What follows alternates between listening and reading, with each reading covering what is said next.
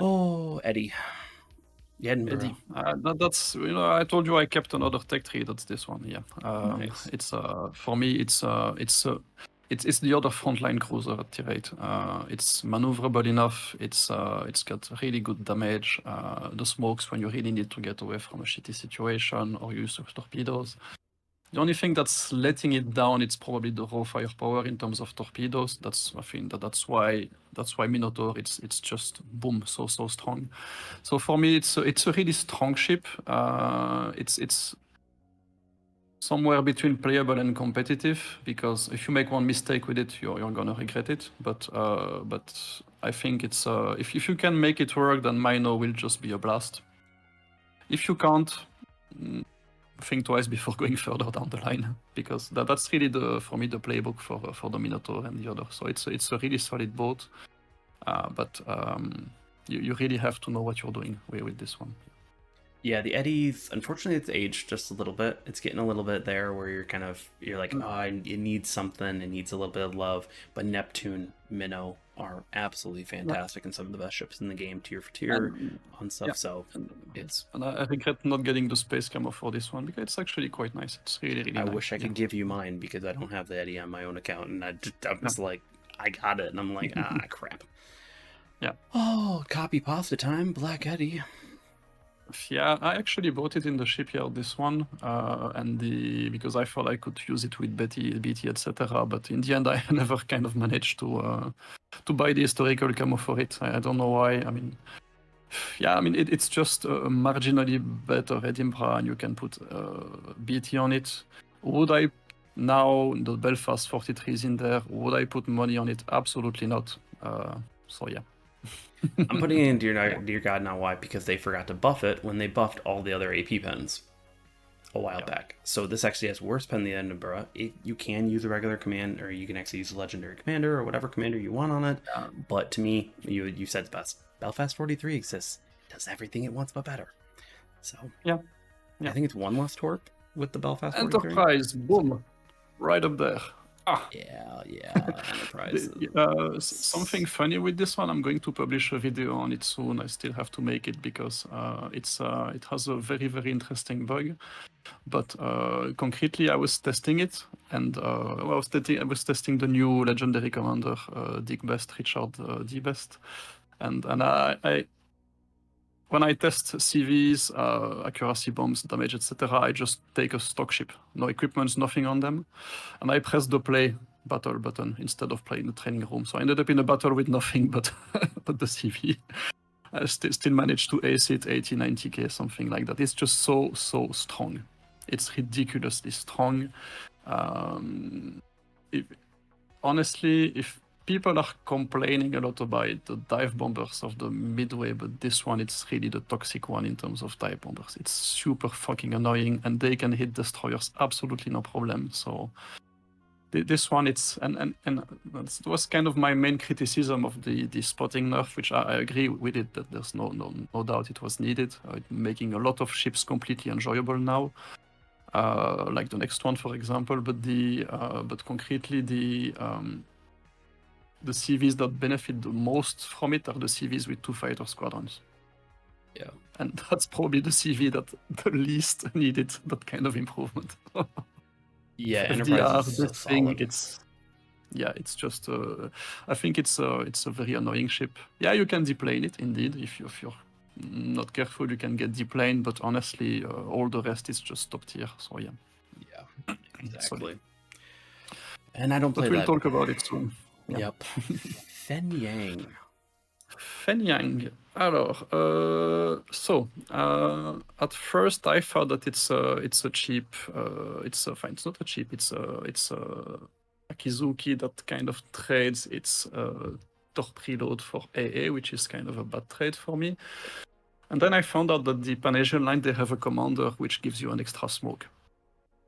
So an epic commander has the nitrate skill that Mikawa has, and there you can get into a game with 4 smokes, and it becomes a really annoying ship to deal with. So it's an Akizuki with 4 smokes, and if you throw money at it, it's stupidly annoying and very fun. If you don't have that commander, yeah, I'll probably put it in niche. But if you have that commander, you can easily move it a little bit up because it's just very, very good. Honestly, you don't feel the lack of torpedoes because you're just spamming your guns in a smoke screen for the entire game. So yeah.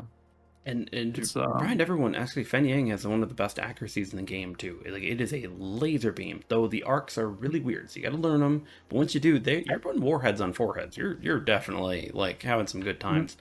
It's just a weird ship, but I would definitely I think it's niche even with the commander, but that niche is a pretty fun niche. So what's nothing wrong with that? Yeah, honestly, I have no idea how you get that commander anyway. So maybe it was in the Blitz pass and I've missed it. I have no idea. So I just found it on my press account and say, oh, that could be fun.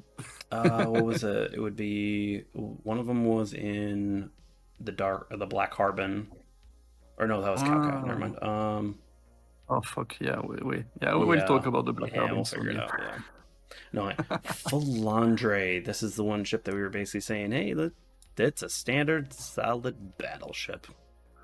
Well, if you want a French battleship that is not a French battleship, meaning it's not weird, then this is the one to go. I mean, it's a very classical battleship. It does everything quite well. It's decently survivable, quite accurate, has good DPM, really fun auto secondaries, quite a lot of them.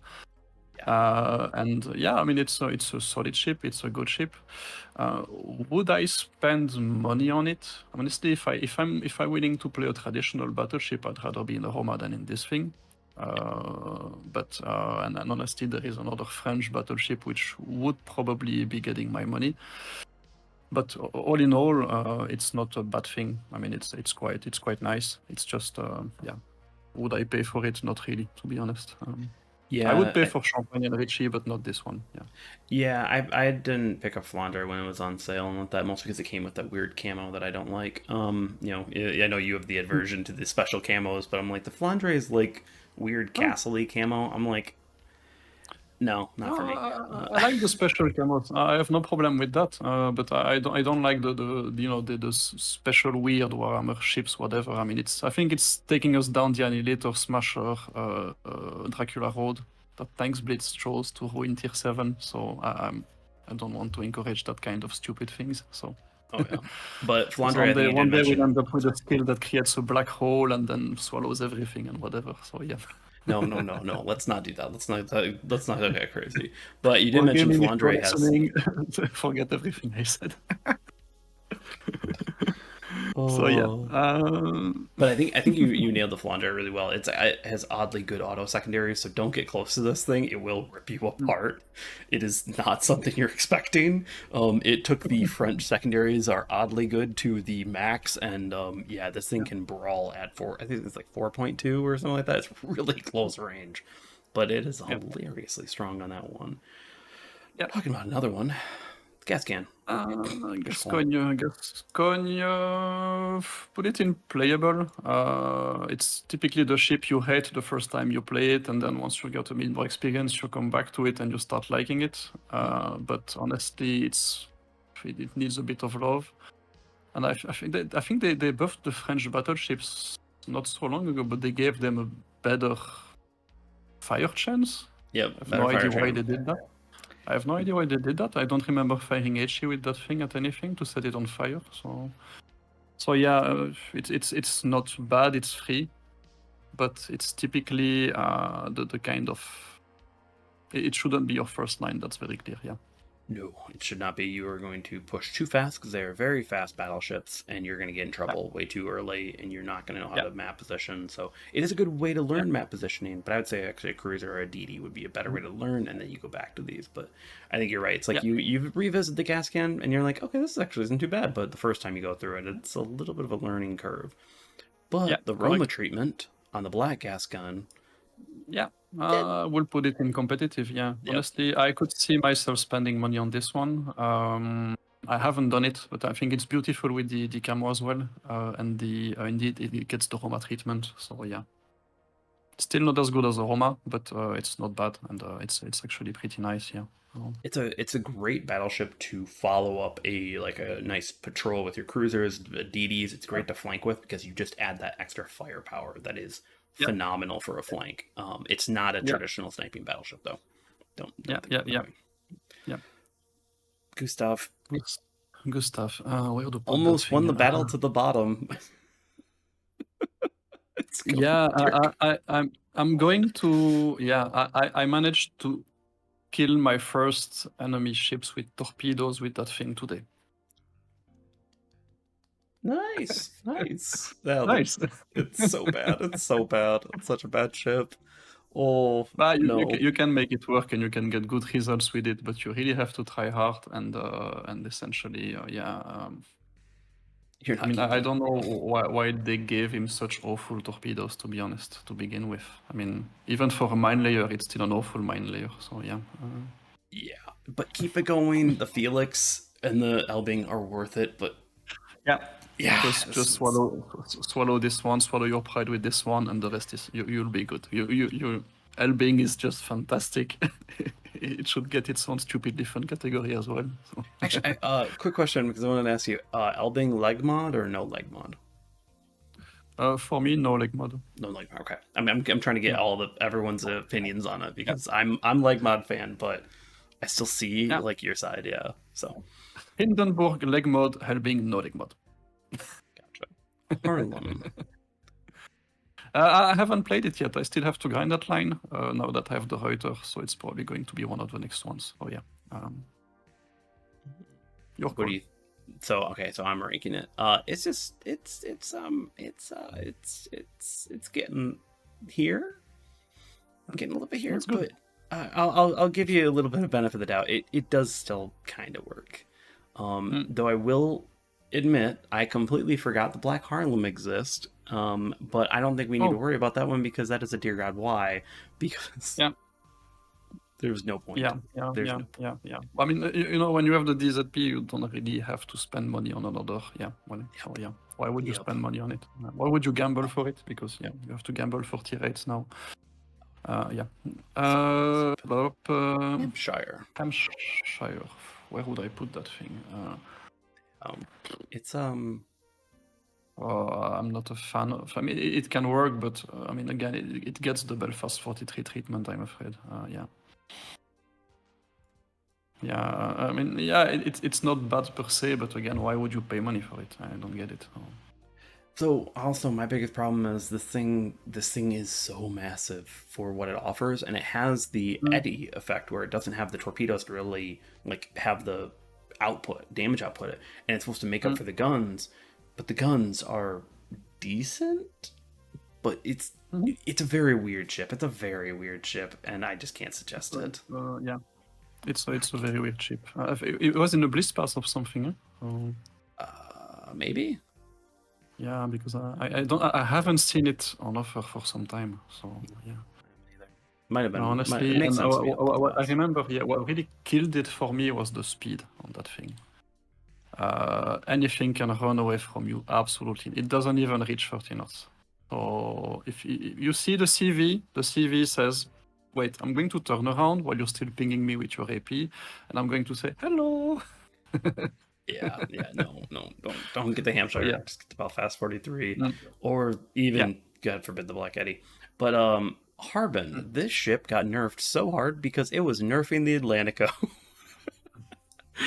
Where do you feel about now, though? I think it's still a good ship. I don't know if I put it in competitive. I would probably put the black one in competitive because it's the black one. It's very, very solid, especially with the Epic Commander. Then you get the 3 smokes, the 3 torp reloads, and then you can really, really cause a lot of issues there. Harbin, it's okay. It's kind of the gateway to all things great with that line. Because tier 9 and 10, that's where you start getting really annoying with your torpedoes. So yeah, no, not bad, pretty decent. And then the black one, it's if you put the right commander on it, then yeah, it's just have fun. So I'm gonna don't buy Dalian. Bump them both up Harbin. because it's like Harbin has so many torpedoes. You can dunk on some battleships, and it's a lot harder to play. It still has the same output. So it's just, you just gotta put a little more skill into it. Sejong's even better. Genon, some people love it. I don't love it, but whatever. And Black Harbin, yeah, regular torpedoes on a ship that's already incredibly strong. Now you can go hunt DDs. There's nothing the Black Carbon can't do. Also, you get Good regular smoke. maneuverability, excellent AA, have fun. Go ahead. Yep. Oh yeah. No, that is definitely meta. If you don't do anything stupid, you're good. So Yeah, that is true. They do kind of kaboomy, don't they? yeah. Hawk. Oh, where Have would you I put ground that the thing? same I mean, defensive line? it's a really good and fun ship. Problem is, it's coming after the Rook. You're So a Rook the fan Rook is too. just, Nice. the Rook is just fantastic, and so and it doesn't really bring anything new to the table. So I like it. I like it a lot. But yeah, oh, if you know what you're doing, it's competitive. Otherwise, it's playable. I think they've done an amazing job with that line. Really making them super strong but not stupid, and kind of punishing you for mistakes. So yeah, probably competitive for me. Yeah, it's still a very solid ship. It's like a truck gets hit like yeah. I didn't enjoy my hot grind, but I had like it was like okay, yeah, it's a good tier 8, and a good tier 8 is better than a bad tier 8. So it's like that's a pretty fun time, and you can do some silly stuff. Tier 8 it's very battleship battlecruiser friendly. So yeah, it's kind of the yeah.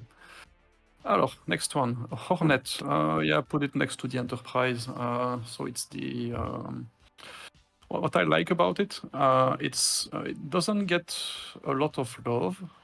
It kind of flies under the radar, but that's one of the CVs that can do everything. So it can really hit DDs. It's not going to be as good as the Shokaku, valid, because it doesn't deal as much damage, but it can still really cripple them. It gets the same torpedo cone as the Saipan, so if you're accurate, then you're going to feel it. And the dive bombers on that thing, they can just soak up the AA for just send them whatever is in front. They're going to make their way through. It has B-25s, so yeah. Yeah.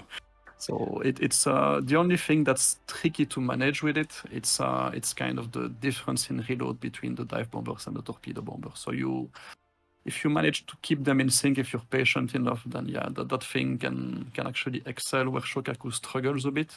Typically, center control, and you've got a concentration of ships on the other side. Shokaku will struggle, this thing will not. You just need to be patient with it. So yeah, it's a solid ship, and it's got a little bit better fighters than the Shokaku as well. So it's yeah, I really like it. I really like mine. Yeah, pretty solid. And of course, if you find an isolated ship on the map, then go ahead, have fun. So for me, Hornet, I'd probably more put it in competitive. It's like you have the Enterprise there. You've got a few other CVs up there that kind of feel like they pushed it out. Like it's a little bit more specific, it's a little more specialized, and it still does a lot of damage, but it's just not as easy as the other one. So I'd kind of say it's pushed out of meta. It's less damage focused than the Enterprise, but it's going to be able to sustain it a lot more if you don't do anything stupid. Because the Enterprise, I mean, you almost all the time you get deplaned with it. With the Hornet, you have to try. Actually, you really have to try. If you're patient and you really identify when you have to use those dive bombers to clear the A8, so it's a really solid one. So yeah, competitive meta, I'm fine with it. Shenyang. Yeah. I think this one, it's really been nerfed into. I'm not going to say Oblivion because that would be a bit too hard, but it's still a solid destroyer. But yeah, playable probably. That's where I would leave it because it's really annoying when you really try to hit things with those guns and they behave even worse than the Benson now. So yeah. Oh, they are worse than Benson? Because I was actually just about to say, I was like, the guns are actually lower angled, so you're actually able to hit your guns at longer range. The problem is you have to get really close to hit, and that thing is not meant to be engaging destroyers up close because it doesn't have the torpedoes to get away with it. So you can YOLO that thing pretty safely with any other DD. You get YOLO'd a lot with that thing, and you get the radar, that's okay. But concretely, the number of times I've been YOLO'd with that thing and could not get away with it, it's a bit frustrating. Which you can do with the Benson because you get that huge wall of torpedoes. So yeah, go ahead, come. But Shenyang, a bit complicated. Ignis Purgatio, being 40k, I'll take it. Just goes unplayable. It's a Tirpitz. It's turrets with radar and slightly better AA and secondaries, kind of. Yeah. You can make it work sometimes. It can be fun, but also very boring, bland, Warhammer 40k voice pack with it. So, but it is cheap. Gotta give that. It is cheap. So if you are looking for something for steel, maybe it's right there for you. It's attached with the Germans, right? Yes. No. So why would you put money on it? Yeah, that too. that too. Yeah, just get Black Bismarck. Yeah. So. Yeah, just get Implacable. I put it in playable because it's not bad, but it's also not great. It can get deplaned fairly easily. The thing that really kills me with that line, it's the fighters. If you have a good enemy CV on the enemy team, then you just have to watch it destroy your team because Yeah, the only thing you have a problem with this is fires. Guys with Pobieda than with that thing, to be honest. So yeah. Yeah, Implacable, you only have to worry about fires, really. This thing is really not that good. It's not something I'm worried about being on the enemy team. So, no. Now the black version. Can we go Dear God Why? Because it's a CV? But honestly, I don't see why you would spend money on this one knowing that the Indomitable is coming next, to be honest. So, yeah. Yeah. Yep. Yeah. So let's talk about the Indomitable instead. I got the Indomitable on my main account. Kill me, please, because I'm averaging like 90k in it. No, this is so put it in bad. competitive because it's not a meta ship. Put it in competitive because concretely you pay a lot for that click and forget ability. The DPM, it's really the worst for all the CVs. It's so boring. You can get it deplaned fairly quickly. What kind of saves it? It's the fighters. And because concretely, if you get YOLO'd with that thing, you can't really get away. It's not super quick. You 0 burst damage, so you really have to watch for your positioning with it and pick your fights. But the fighters are saving it. They're absolutely amazing. Sanzang really hurt that. If Sanzang was not in there, that thing would be in the meta. But Sanzang is there, so yeah. Yeah, I would definitely, if you are looking for a point-and-click adventure time in with Warships Blitz, Indomitable is that. And if you have any experience with the Holland line, dear God, you can make this thing just go killer. I almost did 100k damage because I was literally, like, I would bomb one person, bomb another person, figure out the fires, and do all this stuff on enemy flank. They never were not on fire, and I felt so bad. I was like, I can't believe I'm having to play this. And by the way, that's without, I don't have any equipment on it. I am running a crap commander to rank it up. Like, it's ridiculous. The Indomitable, it's point-and-click adventure time. The thing is, it's kind of, if you're facing a good CV player with that thing, you can get away with it because the only thing you have to control are your fighters. So you can be, and it's just very annoying to play against. If you're trying to make a complicated CV work and you have that shit thing in front of you, it's so yeah. Okay. The next one. We can put it. We can fill the Dear God Why category. That's good. I actually thought I was gonna have to defend this one. I was like, I don't know about this one. I don't. Why would you pay money for it when we can get the Black Harbin? I don't get it. Yeah. So, I hate to be this person. Get the Black Talon. Like, if you want to have a crap load of torpedoes, just don't get Deep Waters. And Black Talon actually has a little bit of a niche, in my opinion, because it does have good guns, and it's got a crap load of torpedoes then. It's odd. Well, we'll talk about it. I was going to put it next to it, but I mean, I can go with you. The Kagero. So yeah, I like it. The funny thing is, I've been replaying it a lot lately, and it's just very, very good. It's a solid DD. If you just follow the playbook, if you don't get any into fights, you can't win. It's has the tough job of coming after the Akizuki, which is just fantastic. So it's not as fast, the torpedoes are not as good, tier for tier, but it's still pretty solid. It's pretty easy to hit targets with it. You don't have to lead too much. Torpedoes are quick. When they hit as hard as the Benson, except these ones are actually going to hit anything. So yeah, it's a pretty solid ship all in all. And what I really like about that line is if you don't want to spend any money on the game, the Japanese destroyer line is the one for you. Crab commander, no camo, and they work beautifully well. Yep. So yeah. And you can potentially get one of the Halloween camos. I think last year was completely free. My wife got it. She loves her Kagro. I don't like that. And this thing, don't forget about the guns. The guns actually can still do a decent amount of damage. So you can get out of a situation. Kagro is really in my part, it's kind of the last of the line where I would go. But I'm not a torpedo commander. I'm not that style. But Kagro, perfectly fine. Perfectly, really solid competitive. Does everything you want. Good learning platform for DDs, honestly. Oh yeah, very, very much. Now for going from DDs to massive guns that have long reload, Kansas. Yeah, that's why. And you forgot the main annoying thing with the line is that they kind of CVs go faster in reverse. So yeah. That's what I don't like about the line. So it's too slow at tier 8. You can get away with the California at tier 7 with that speed, but with tier 8 it starts getting really annoying because the maps get bigger, all the other ships are going faster. So yeah, it can be very frustrating at times. You're trying to rush to that cap and you kind of see the world travel. There's no rushing in a Kansas line, in the Vermont line. You can't rush to anything. And the amount of people I still see flanking with that thing, it's just beyond. It's beyond repair. So I have no idea. God.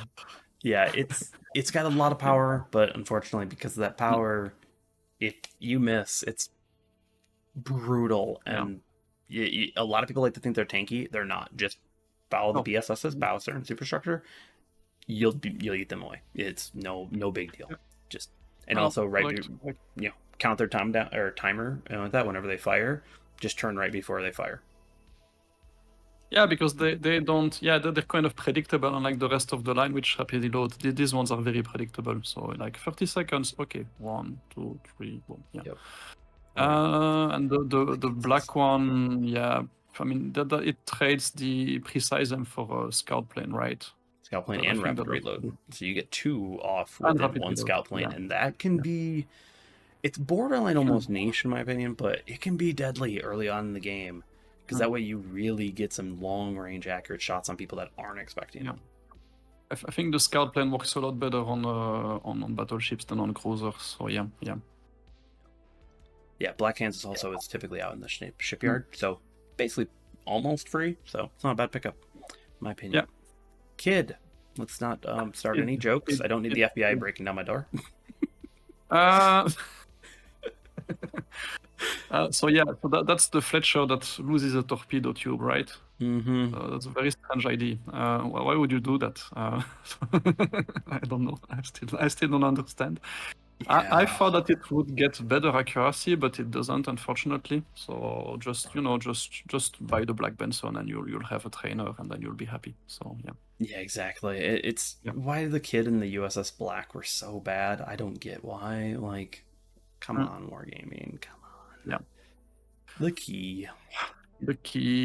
Maggie got buffed and Key did not, and that's why it's going down the toilet. I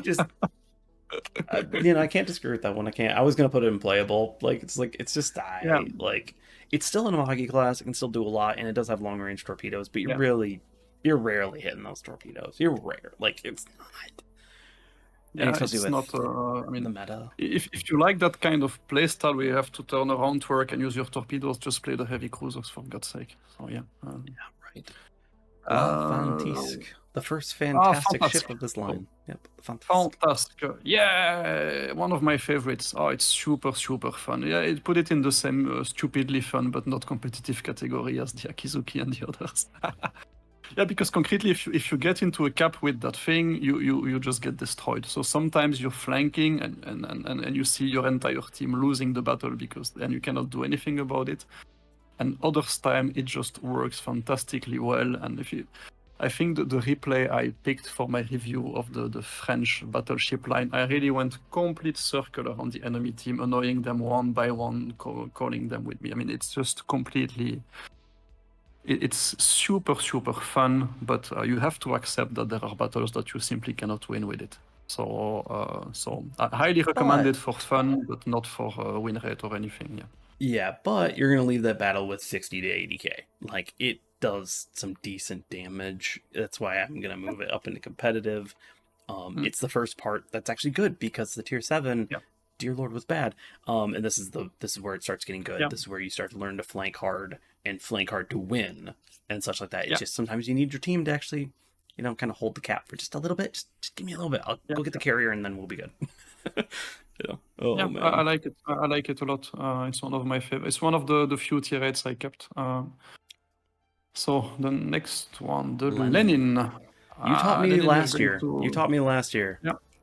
This Not thing. bad, huh? So Not bad at all. Camp Island, shoot your 9 annoying guns, destroy everything, and then go hide again, and then repeat, rinse, repeat. Yeah. And the thing is with that thing, it's kind of hard to set on fire. It has have a very, very small superstructure, so it's quite tanky. It doesn't get set on fire very often. It's very underrated. So yeah. Yeah, I think a lot of people forget. It's the solid mid-range package. brawler of the line, like of everything. It's Borodino's the sniper. Lenin, you're gonna sit by the island and you're gonna wreck some ships that come across you, and you're just gonna use those islands in order to defend yourself. Don't forget about the HE though.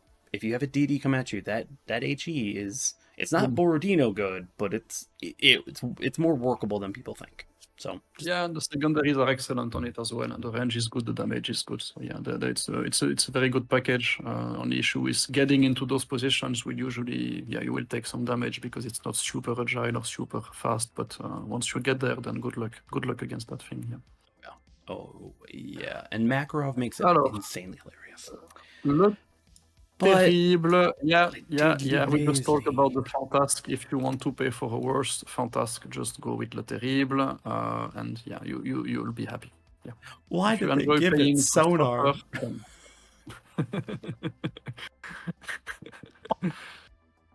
It's really terrible. So the meaning of the word in French is completely different, but there you have to take it. Just take it as English. It's terrible. Yep. No, you need it. It's funny if you can get it into respawn and then have some fun with it in terms of having that special commander skill, because then you get, I think it's the reload down to like 0.8 seconds or something like that with the rapid reload. But that's about it. That's all. That's all. Lexington, for me, it's playable. It's a solid CV. It does everything you need to do from a CV. It's just not super fun because essentially it's you don't have a lot to do. But as a first line, I mean, that's kind of what you need. It's the first line to grind, and I mean, it doesn't. Yeah, I didn't keep this one because I don't see myself playing it for fun. But all in all, yeah. It's actually pretty bland, but you can get some really good numbers with it if you just patient and kind of pick your targets. So it's just why not people a sexy saying ship, that this was Dear God? Why? I think there is another one that I would put there, the one you have to pay for. Yeah. Okay. If we're gonna go on that, okay. You want to? I mean, it's better, but why would you pay for that thing when you have Enterprise, Hornets, and I mean, just and then Indomitables, I mean, Yeah, Lexington is definitely let's talk about more playable. interesting ships. It's pretty bad. Let's talk about more interesting ships. So yeah, Lightning. Yeah, put the two of them up there because they're just so good, so much fun, so annoying to kill. I put regular Lightning competitive, Black Lightning's meta. That thing is honestly, if I had to put a Tech 3 DD in meta, it'd probably be this one, the Lightning. So yeah, because I mean the Black Lightning, it's marginally better. You can put your legendary commander on it, and you get reload. But honestly, I don't really have. I have it on my main account, but I don't really have a rapid reload commander on it. So, but it just works. True. I mean, it's difficult to kill, incredibly maneuverable. So just move left and right while you're just spamming your small HE shells of battleships. They cannot do anything against you. CVs cannot do anything against you. And you can disengage 4 times per game. So yeah, I mean, Lightning. Black Lightning's so good. Like I'd have to agree. It's like yeah, regular lightnings. If black lightning's there, it's yeah, lightning's probably up there as well. I can concede to that. Low Yeah. I just need Philomeno. We have to have a tech tree somewhere. So I'm if I okay had with to that. pick one, I would pick the lightning. Yeah. Yeah, I'm okay with that. I'm okay with that. Loyang. Oh, this one suffered with the arrival of the Black Benson. Yeah. Honestly, there's no real reason to buy it anymore. Now that the Black Benson is there, it just does everything better. The thing is, there are not too many trainers for Panasian DDs, but yeah. At that point, just get But Black Fusion honestly, or yeah, Anchan. honestly, Those are great. Yeah, just if you're looking for a trainer, just pick the Black Fusion. Otherwise, that thing it's playable, but I wouldn't spend any money on it, to be honest. I did already, and then the Black Benson came out, so yeah. And then you gotta do it.